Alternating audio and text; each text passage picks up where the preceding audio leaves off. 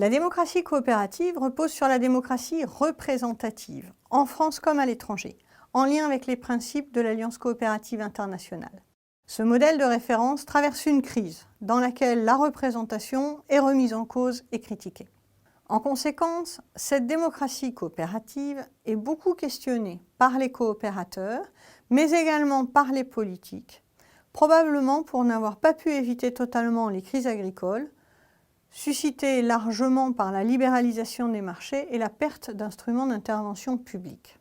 Ainsi, dans les coopératives agricoles, la crise de représentation concerne les administrateurs élus dans les conseils d'administration, qui voient remis en cause leur pouvoir de gestion et leur représentativité.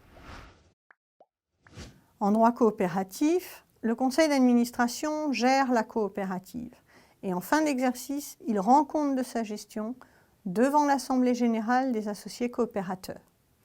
Il doit expliquer les comptes, proposer leur validation à l'Assemblée générale, rendre compte de sa gestion en établissant un rapport de gestion, dont la loi, en 2014, a complété le contenu pour permettre une information la plus transparente et la plus didactique possible pour l'associé coopérateur.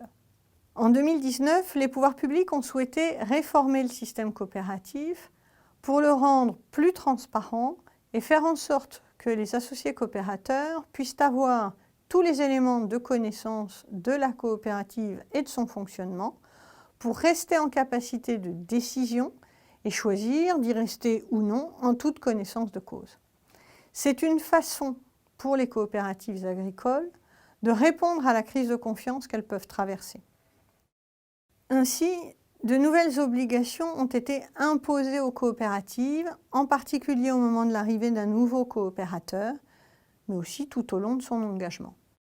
Chaque année, la coopérative doit désormais informer personnellement chaque associé coopérateur de ses conditions en vigueur. La durée et l'importance de son engagement, le capital détenu en conséquence, ses conditions et également un récapitulatif des rémunérations coopératives qu'il a touchées par production apportée. S'ajoutant à ces obligations d'information personnelle, la coopérative doit également assurer une meilleure compréhension de la construction des prix des apports. Ainsi, les critères de construction du prix doivent être inscrits dans les règlements intérieurs, le cas échéant en utilisant des indicateurs de référence, indicateurs de coût de production, de qualité, de marché. Les prix finalement payés par les coopératives doivent être comparés à ces indicateurs et la différence qui peut être constatée doit être explicitée. Au-delà de ces questions économiques, la coopérative est également remise en cause dans sa dimension démocratique. On constate la demande d'une meilleure prise en compte des opinions et des besoins des associés coopérateurs par d'autres moyens que la seule participation au conseil d'administration. Il y a bien une remise en cause de la légitimité des administrateurs à représenter. Les coopératives sont sensibles à cette demande et elles ont mis en place depuis longtemps d'autres lieux de parole que le seul conseil d'administration. Ce sont traditionnellement des commissions organisées autour des métiers et plus récemment, on assiste à la multiplication de commissions en lien avec la gouvernance de la coopérative. Appelées diversement, on a les commissions jeunes, les commissions renouvellement des générations, vie coopérative. Ces lieux de parole et de réflexion doivent assurer la remontée des besoins des agriculteurs au conseil d'administration et alimenter ces réflexions.